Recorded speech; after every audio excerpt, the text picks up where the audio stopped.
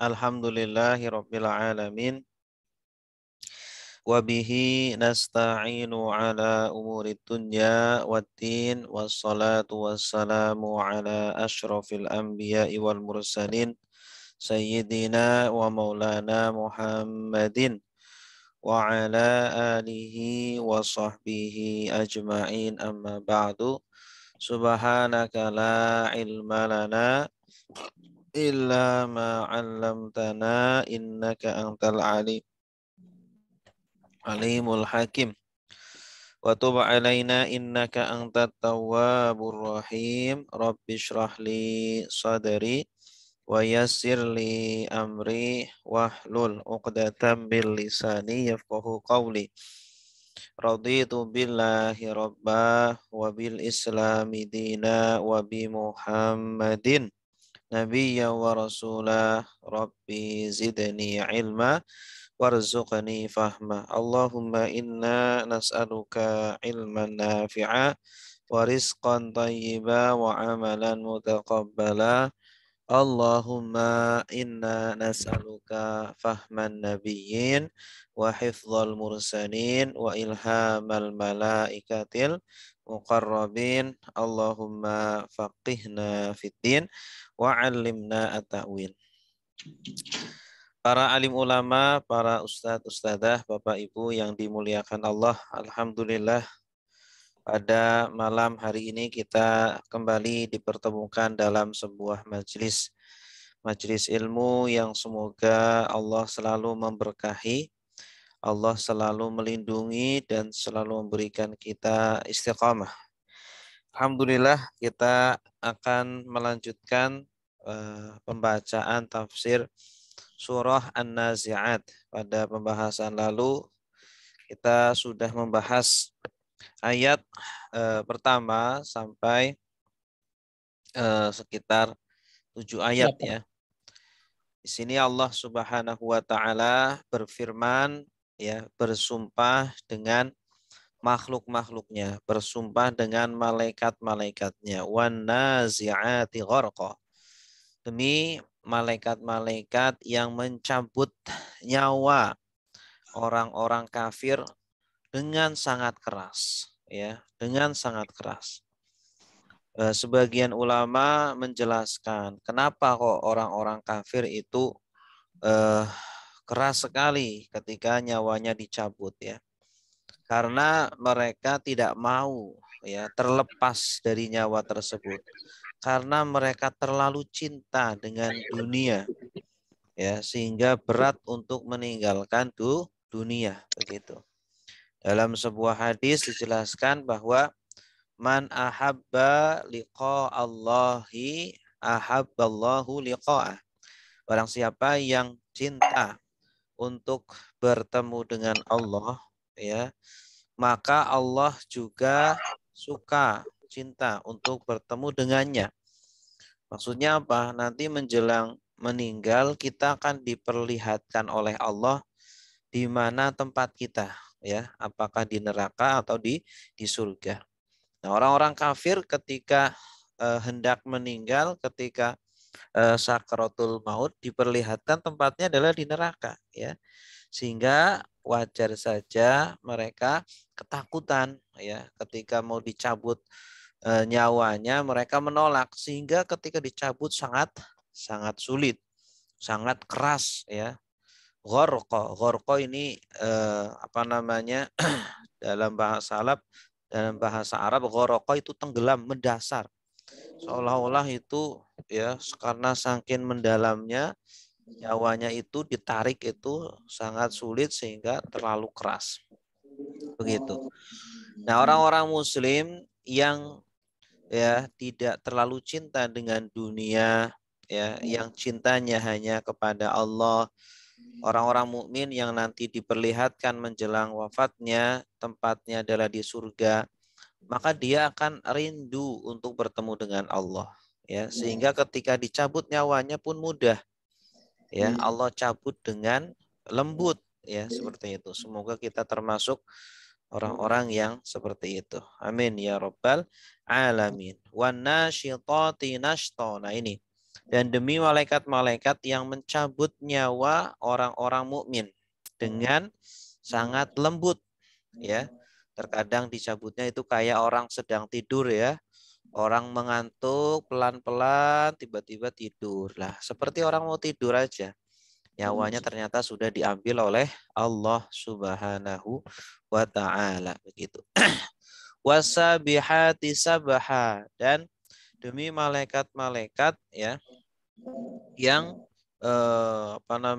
naik ke atas dengan sangat cepat, membawa perintah Allah, ya, atau membawa perintah Allah dari atas ke bawah ke bumi untuk menerapkannya di muka bumi ini, ya. Fasabiqati sabqa, lalu demi malaikat-malaikat yang berlomba-lomba, ya, musabaqah artinya berlomba-lomba dalam membawa perintah-perintah Allah tersebut, takdir-takdir Allah tersebut. Fal mudabbirati amra, maka demi malaikat-malaikat yang mengatur, ya, urusan-urusan yang ada di bumi, ya. Artinya Allah Subhanahu wa taala menyerahkan sebagian urusan di bumi ini kepada para malaikat yang menurunkan hujan, ya, yang mencabut nyawa, yang memberikan rezeki dan seterusnya.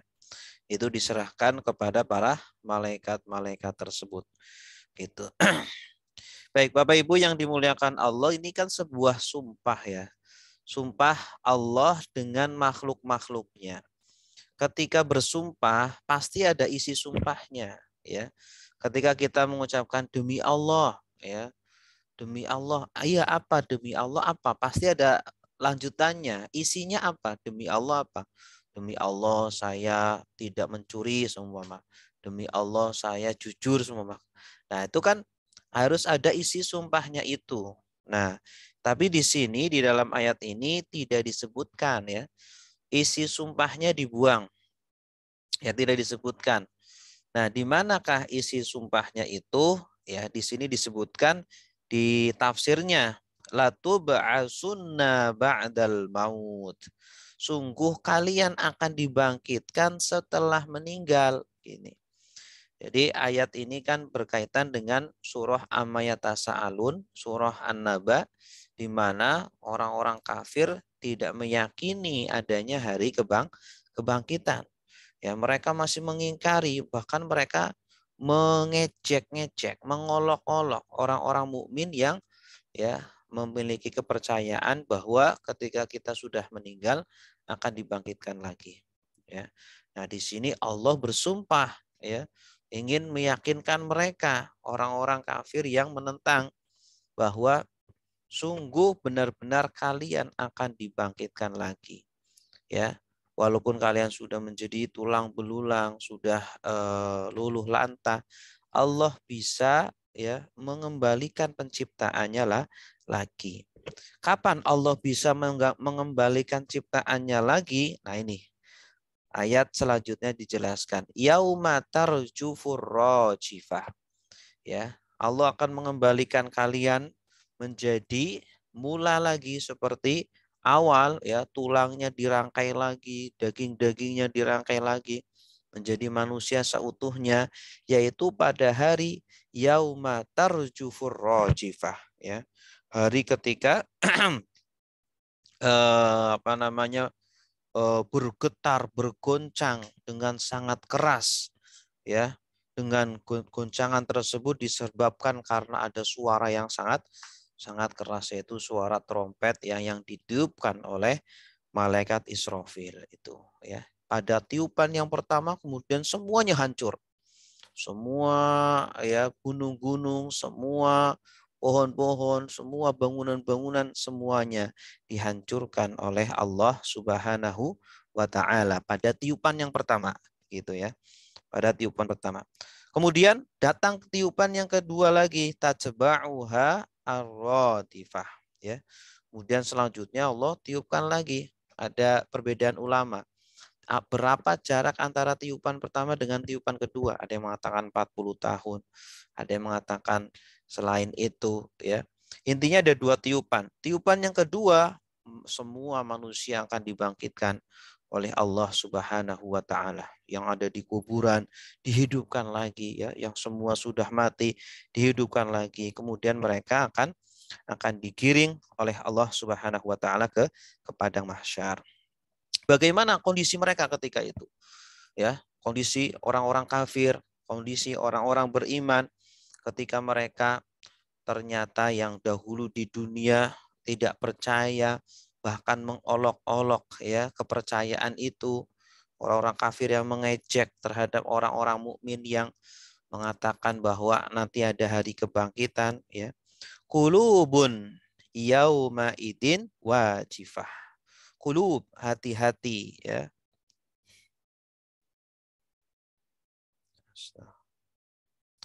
Hati pada waktu itu yauma idzin wajifah, dalam kondisi ketakutan, ya, dalam kondisi kacau balau ya. Orang-orang kafir terutama ketika itu ya dalam kondisi sangat mengerikan sekali, kecuali orang-orang yang beriman. La khaufun alaihim walahum yahzanun. Orang-orang yang beriman yang ketika di dunia mereka bersusah payah ya, mereka senantiasa bertakwa, senantiasa takut kepada Allah, selalu takut terhadap ancaman-ancaman Allah, sehingga mereka selalu taat kepada Allah, tidak akan ditimpa ketakutan yang dahsyat pada hari itu ya. Di dalam sebuah hadis dijelaskan bahwa Allah tidak akan mengumpulkan dua ketakutan pada seorang hamba ya. Artinya kalau seorang hamba sudah takut, sudah ditimpa ketakutan, maka di akhirat tidak akan ditimpa ketakutan ya. Kalau seorang hamba di dunia tidak ada rasa takut, maka di akhirat akan ditimpa ketakutan yang luar biasa. Maksudnya gimana? Seorang yang beriman di dunia ini ya, mereka kenapa sholat? Mereka kenapa tidak berbuat mencuri? Mereka kenapa tidak berzina? Kenapa tidak bermaksiat? Karena takut dengan hukuman Allah. Karena takut dengan azabnya Allah. Dan dia yakin bahwa azabnya Allah itu ada. Ya, dia bersabar selama hidupnya menjaga diri dari maksiat, dari dosa. Selama hidupnya dia melaksanakan semua perintah-perintah Allah, sholatnya, puasanya, zakatnya, hajinya, dan seterusnya. Ya, kenapa dia seperti itu? Karena ada khauf di dalam hati. Ya, ada khauf kepada Allah Subhanahu Wa Taala. Ya, nah orang yang sudah takut di dunia, maka nanti di akhirat tidak akan ditimpa ketakutan. Ya, seperti orang-orang kafir. Orang-orang kafir nggak takut, ya. Mau mencuri nggak takut, mau korupsi nggak takut, mau berzina nggak takut, mau ngapain saja nggak takut sama siapa-siapa, karena nggak percaya dengan adanya hari kebangkitan. Ya, dia mengira bahwa kehidupan di dunia setelah sudah meninggal ya tidak ada kehidupan lagi. Makanya nanti orang-orang kafir ya pada hari itu hati mereka sangat ketakutan. Mereka ditimpa ketakutan yang sangat luar biasa. Absaruha khasyi'ah. Absar, ya, absar ini jama dari basar.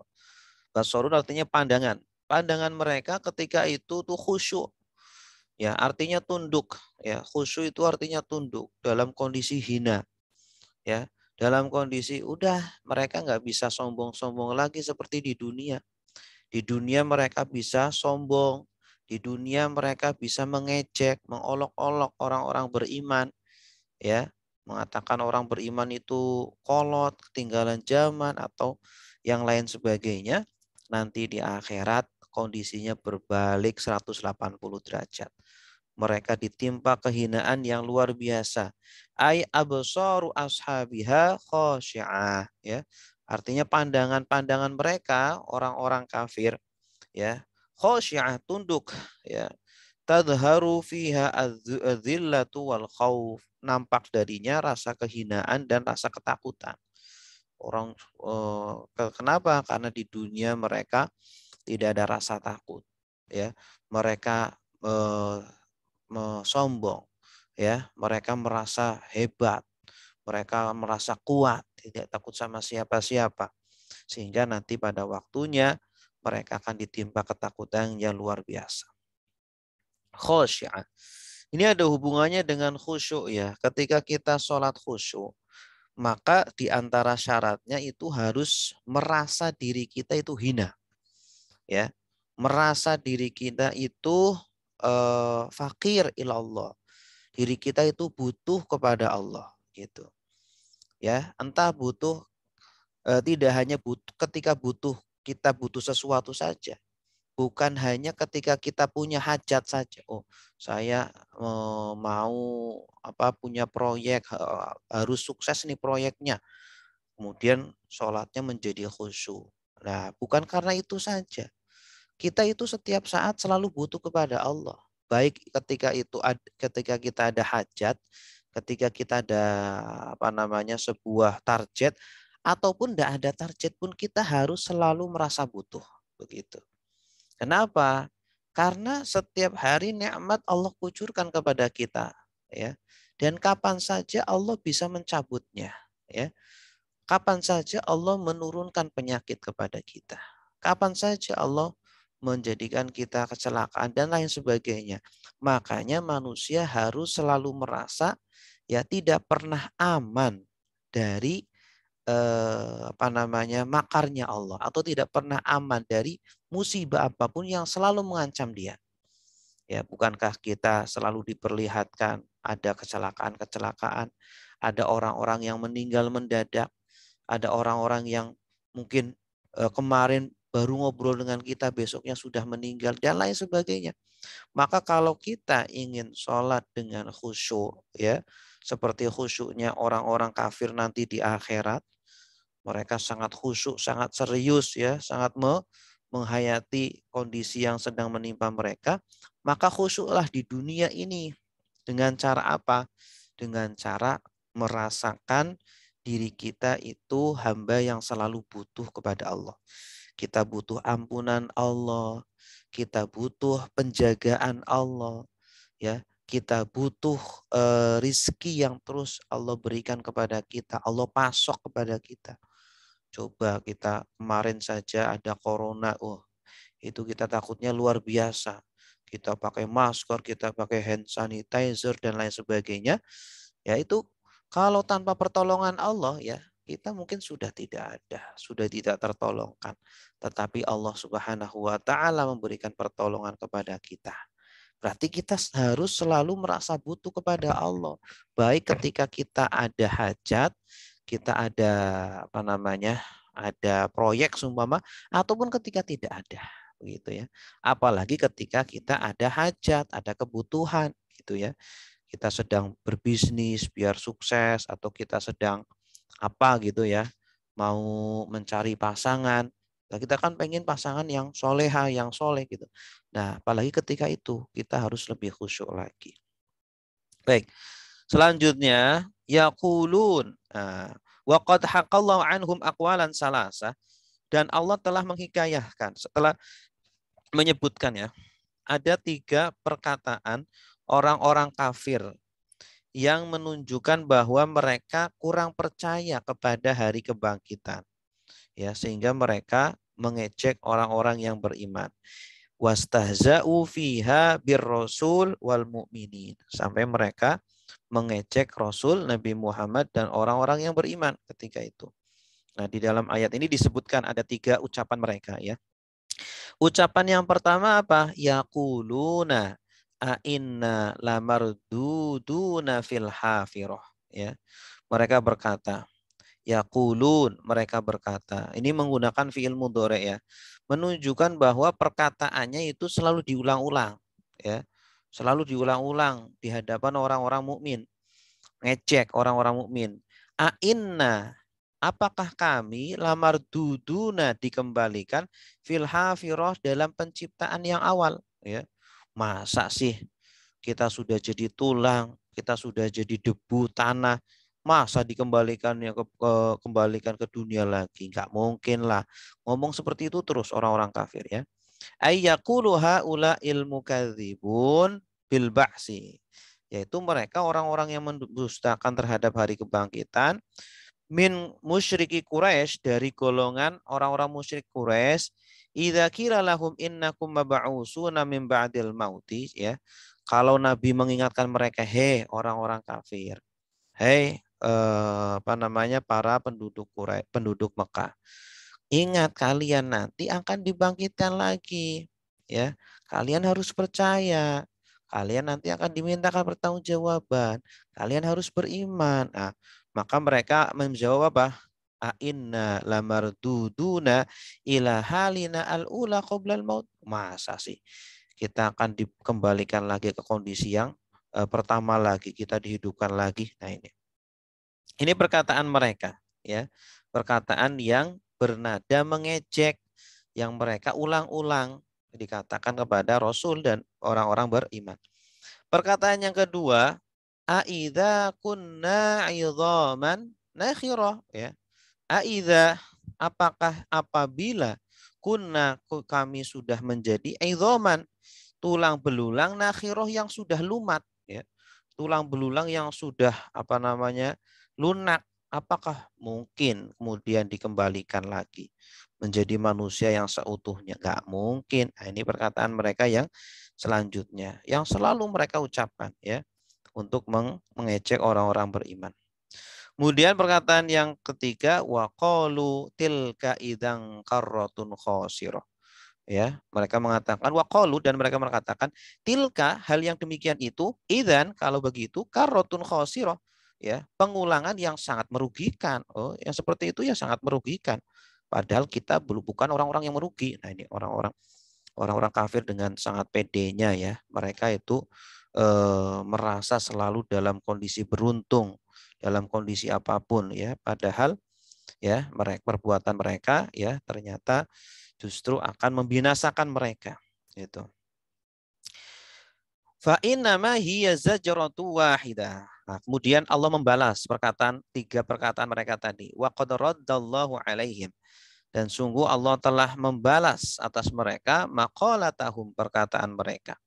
Fa innama, sungguh hanya, hiya, kebangkitan itu, zajratun wahidah, ya. Hanya tiupan sekali saja.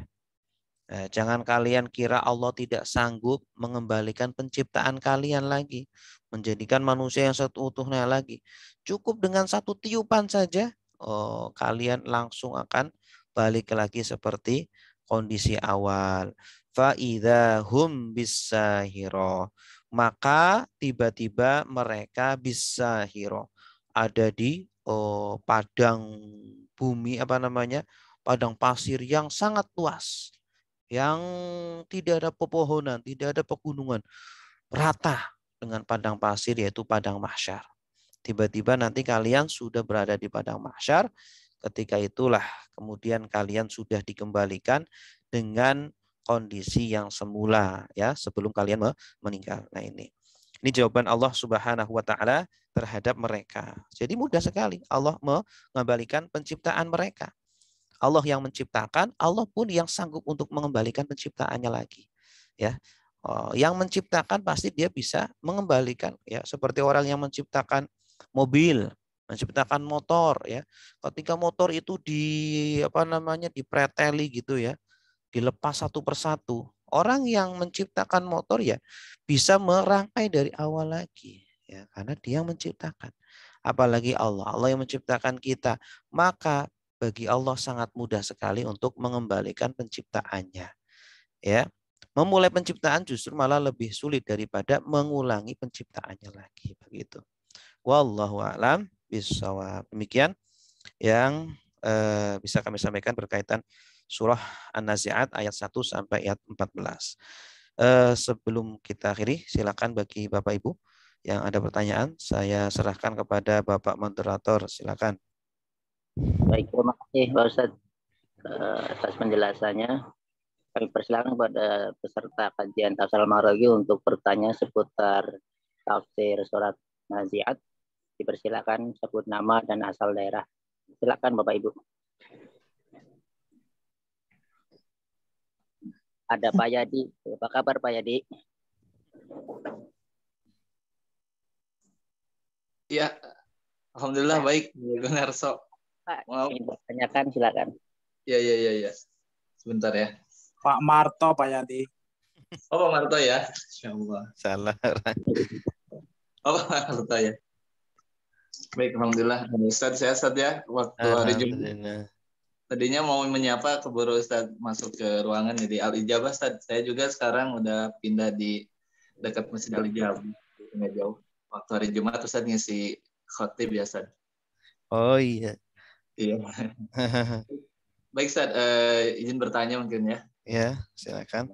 Hal tadi Masya Allah saya jadi yakin juga Ustaz di satu sisi bagaimana orang kafir yang mengejek di dunia kemudian Allah akan balas, dan di satu sisi juga mungkin sebagai seorang beriman kita semakin yakin bahwa jalan Allah ini ya jalan terbaik, kita tadi Al-Quran dengan sunnahnya. Nah, minta masukan di dunia ini ya sementara dengan berbagai macam cobaan gitu ya, kiat-kiat supaya kita bisa istiqomah di jalan dakwah katakanlah Ustaz, kemudian kita juga bisa istiqomah beribadah pada Allah. Mungkin seperti apa Ustaz yang harus kita lakukan di tengah mungkin akhir zaman ini yang banyak sekali mungkin ya cobaan gitu ya, supaya kita semakin yakin bahwa kehidupan di dunia ini sementara dan di akhirat itu ya memang negeri abadi ya Ustaz. Mungkin itu Ustaz. Iya, iya. Assalamualaikum warahmatullahi wabarakatuh.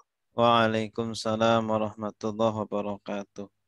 Untuk bisa istiqomah di jalan dakwah ini juga saya juga sebenarnya masih butuh nasihat ya untuk bisa istiqomah di jalan dakwah.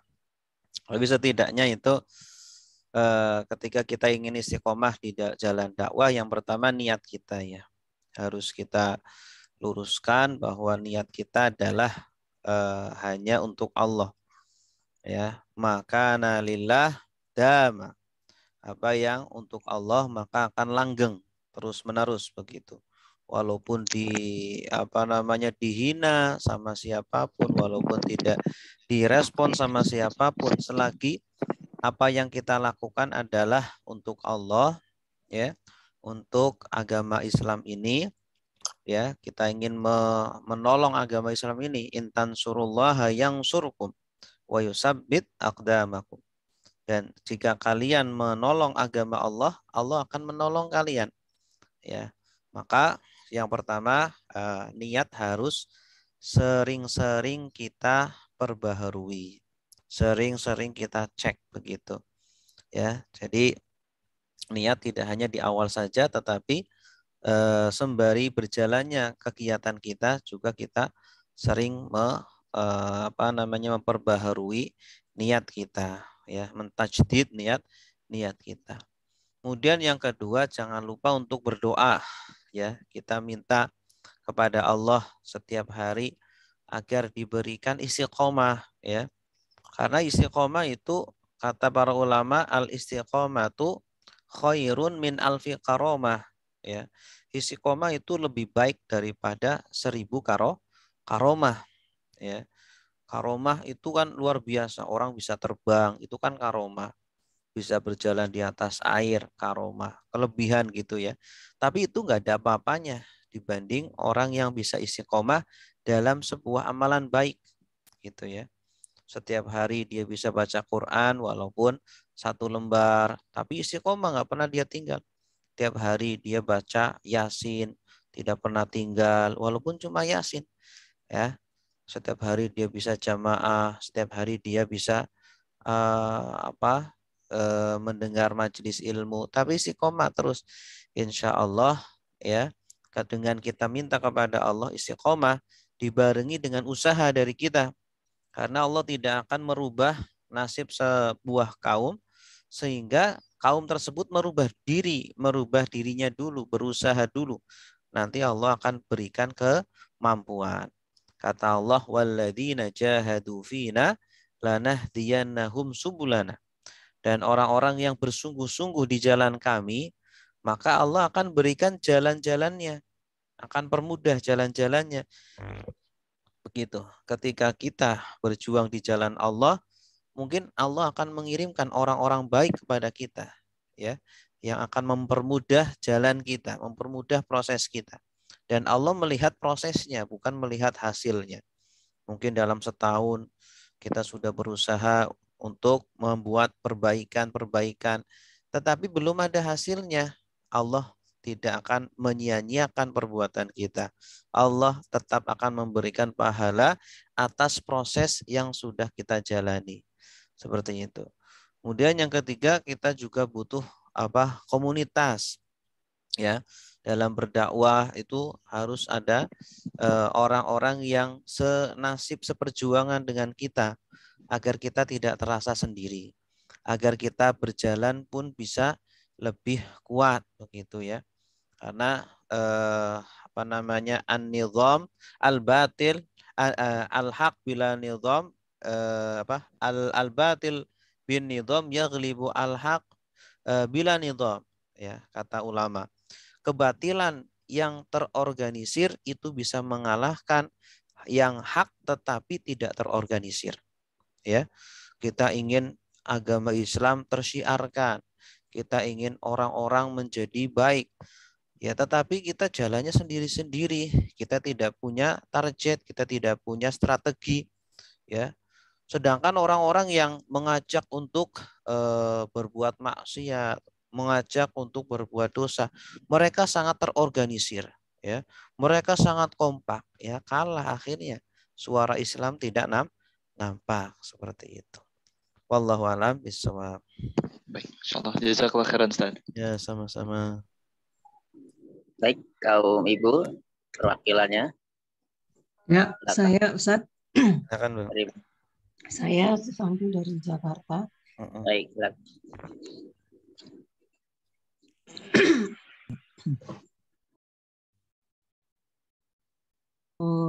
Terima kasih sebelumnya atas penjelasan dari Ustaz Hairul Anam. Tapi saya ingin bertanya mengenai tadi bahwa dikatakan ada malaikat mempunyai tugas-tugas antara lain yang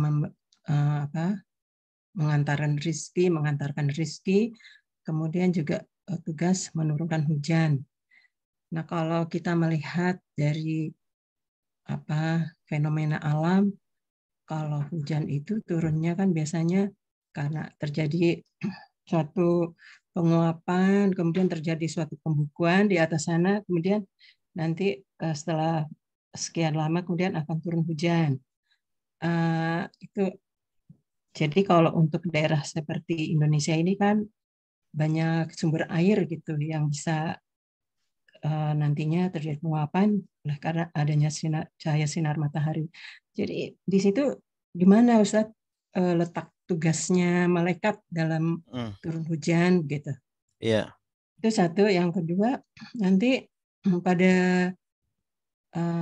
hari kebangkitan itu tadi ada trompet tiupan sangkakala. Itu apakah kita penduduk bumi itu bisa mendengar seperti apa gitu sangkakala itu, dan bagaimana akibatnya gitu terhadap penduduk bumi itu, terhadap pendengarannya dan pendengarannya terutama. Makasih Ustaz, segitu aja dulu. Ya, yang pertama tentang tugas malaikat ya yang mengatur bumi. Ya, malaikat ini diberikan kelebihan oleh Allah ya untuk menjalankan tugasnya. Kemudian juga Allah menetapkan hukum-hukum alam gitu. Di mana hukum-hukum alam tersebut seperti terjadinya hujan yang seperti kita ketahui, adanya penguapan air dari laut kemudian dibawa oleh awan kemudian turun ya. Nah, awan-awan itu bergerak pun ya atas kendali-kendali dari Allah dengan perintah dengan penugasan kepada para malaikat. Kemudian terjadinya hujan, terjadilah petir dan lain sebagainya. Jadi tidak bertentangan antara hukum alam, antara sunnatullah dengan tugas malaikat seperti itu. Karena sunnatullah itu pun tidak bisa berjalan kecuali ketika malaikat pun melaksanakan tugasnya gitu. Seperti dulu Nabi Ibrahim ketika dibakar tidak gosong, tidak terbakar. Padahal sunatullahnya api itu bisa membakar. Tapi ketika itu sunatullahnya diputus, ya, sunatullahnya tidak dijalankan, agar kita tidak berkeyakinan bahwa yang membakar itu api, bukan. Dan kita tidak berkeyakinan bahwa yang menurunkan hujan adalah awan atau angin atau apa, bukan. Ya, kita harus selalu percaya yang menurunkan hujan, yang menciptakan perbuatan adalah Allah Subhanahu wa taala. Cuma Allah membuat asbab, membuat hukum kausalitas gitu ya. Orang hujan ya terjadinya dengan penguapan itu kemudian terjadi hujan. Itu hukum kausalitas, hukum alamnya seperti itu. Allah ingin manusia ingin kenyang, maka dia hukum kausalitasnya dia makan, dia minum gitu sehingga dia kenyang. Tapi tidak boleh manusia berkeyakinan bahwa makan dan minum yang mengenyangkan gitu. Karena bisa saja Allah menjadikan hukum itu tidak ada ya sementara kepada kita. Kemudian kita makan berkali-kali nggak kenyang-kenyang, minum berkali-kali nggak kenyang-kenyang itu. Ya, itulah yang membedakan antara kita dengan orang kafir. Orang kafir meyakini ya kayak kenyang ya karena makan, saya karena minum, saya kaya ya karena saya kerja, saya pintar ya karena saya belajar dan seterusnya begitu. Memang benar kita kalau ingin kaya ya harus belajar. Kalau ingin pintar ya harus bekerja. Kalau ingin pintar ya harus belajar. Memang Allah menciptakan hukum kausalitasnya seperti itu. Tetapi jangan menjadikan itu penyebab utamanya. Itu hanya perantara saja begitu. Ya, Allah menjadikan perantara-perantara pada makhluknya. Allah menjadikan sunatullah pada makhluknya agar berjalan sesuai dengan perintahnya Allah Subhanahu wa taala, seperti itu. Jadi tidak ada kontradiksi antara hukum alam dengan tugas malaikat dengan perintahnya Allah Subhanahu wa taala. Kita sebagai mukmin punya keyakinan bahwa yang menciptakan semuanya di alam bumi ini, yang menciptakan perbuatan, yang menciptakan kejadian-kejadian itu semuanya hanyalah Allah Subhanahu wa taala. Ya, hanya saja Allah sebagian meletakkan tugas-tugas itu kepada para malaikat atau sunatullah yang ada di muka bumi ini, gitu. Kemudian pertanyaan kedua tadi apa ya Bu ya? Itu suara sangkakala. Suara sangkakala. Jadi nanti pada akhir zaman gitu ya, semua yang masih hidup akan mendengar suara itu, dan yang mendengar suara itu akan mati semuanya begitu. Ya. Sebagaimana ketika terjadi bom Hiroshima dan Nagasaki ya, itu suaranya luar biasa sampai ya bisa menghancurkan gendang telinga begitu ya, bahkan menghancurkan tubuh manusia gitu, sampai banyak yang cacat dan lain sebagainya. Itu baru buatan manusia, belum buatan Allah gitu ya, belum buatan Allah. Nah, itu jadi kalau kita belajar ilmu apa itu ya, ilmu fisika atau apa itu, yang suara yang sangat tinggi itu bisa menghancurkan benda-benda yang di sekitarnya ya. Nah itu seperti bom ya, itu bisa menghancurkan ya. Allah menciptakan tiupan itu, trompet itu tuh ya canggih sekali, bisa menghancurkan seluruh alam ya, seluruh alam dihancurkan oleh Allah, dimatikan semuanya oleh Allah ya, diratakan semuanya oleh Allah, sehingga nanti Allah tiupkan lagi yang kedua, malaikat itu menyiapkan yang kedua. Ketika tiupan kedua, kemudian bangkit semuanya ya manusia untuk digiring ke padang mahsyar begitu. Gitu. Wallahu a'lam bishawab. Masih ada waktu. Ada lagi yang bertanya? Silakan.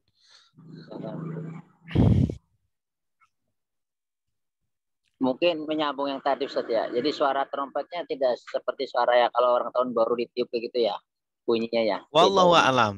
Tidak Alam. ada yang Tahu. bisa menjelaskan, tidak ada yang tahu suaranya seperti apa. Pada intinya, begitu suara itu ditiupkan, udah semua mati binasa gitu ya.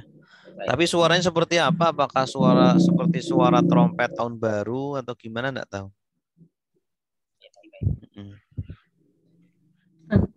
Mau tanya satu lagi ya. Baik, silakan Bu. Ini Allah menciptakan alam semesta dan ya semuanya itu untuk mengabdi kan begitu kepada Allah itu. Nah, kemudian kenapa kemudian Allah menghancurkan ciptaannya itu? Itu hanya pertanyaan ini menggelit saya aja sih. Kenapa harus dihancurkan ciptaannya itu? Kemudian kenapa kita untuk nantinya kita kan terdiri dari ruh dan jasmani.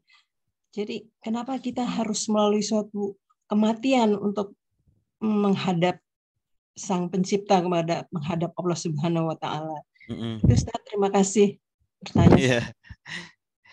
Ya, memang Allah memodelkan kehidupan seperti itu ya.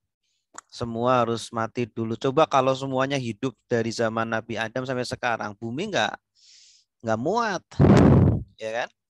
Orang hidup terus sampai beribu-ribu tahun, bumi nggak muat, ya nggak. Sekarang aja orang Amerika pengen bikin kehidupan di bulan gitu kan. Nah, semuanya ada hikmahnya. Kenapa kok ada kematian, ada hikmahnya. Kenapa ada dibangkitkan lagi? Ya, Allah ingin menampakkan keadilannya di hadapan semua makhluknya, gitu.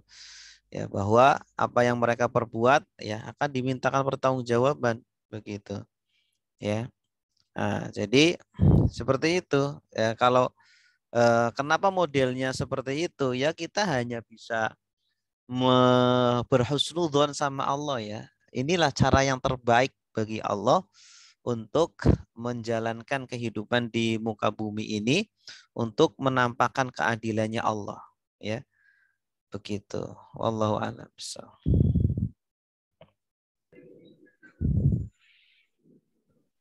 Pak Muhammad, Pak Gun ada? Silakan. Satu lagi.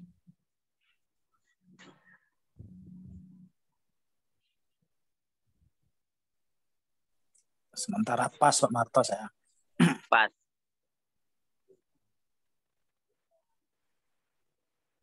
Ustadz, saya pernah mendengar bahwa pintu gerbangnya Darul Akhirat atau negeri akhirat adalah kematian itu.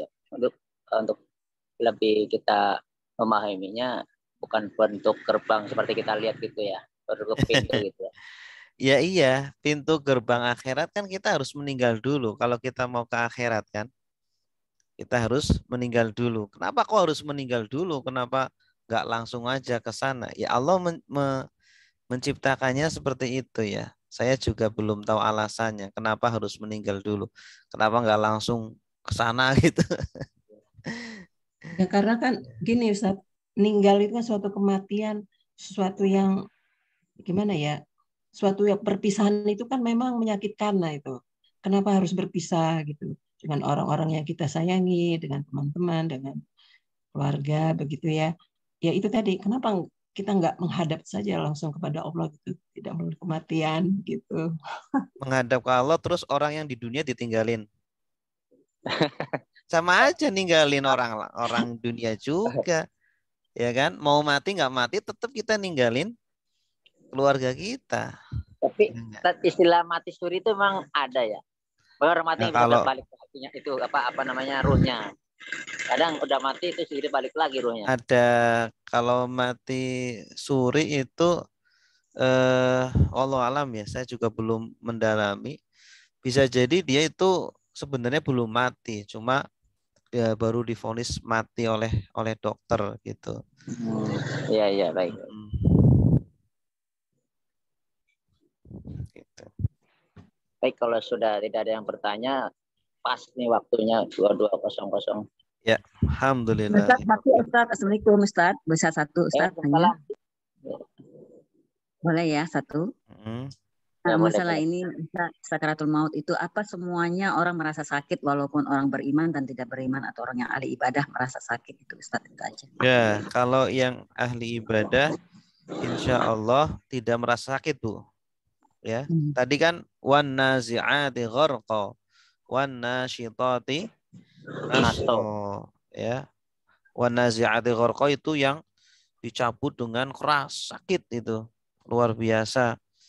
Ya, kalau yang lembut ini untuk orang-orang yang beriman, takwa, insya Allah semoga kita ya yang dicabut dengan lembut gitu, insya Allah. Tapi kan Ustadz, setan kan selalu menggoda manusia yang dalam sakaratul maut itu ya Ustadz ya, selalu. Ya, makanya tergantung keimanan kita. Walaupun kita sudah hafal tahlil la ilaha illallah, tapi kalau keimanan kita lemah ya bisa terganggu oleh setan. Tapi kalau yang kuat imannya ya setan nggak bisa ganggu. Gitu. Makanya selalu istiqomah di dunia ini, selalu istiqomah gitu. Terus orang yang sekelilingnya Ustadz, yang sekeliling yang mentahlilkan itu pengaruh nggak Ustadz? Yang waktu sakaratul maut ada sekelilingnya yang melepasnya ya, itu? mendoakan. Kalau mendoakan insya Allah bisa membantu. Bisa membantu, membimbing itu juga. Talqin itu Ustaz. Itu ada manfaatnya juga ya Ustadz ya? Ya, ada manfaatnya.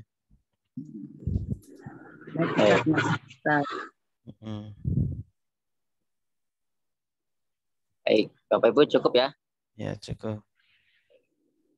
Demikianlah kajian Tafsir Al-Maraghi pada malam hari ini. Kita akhiri dengan membaca doa kafaratul majelis. Bismillahirrahmanirrahim. Subhanakallahumma wa bihamdika asyhadu alla ilaha illa anta astaghfiruka wa atubu ilaik. Kurang lebihnya mohon maaf.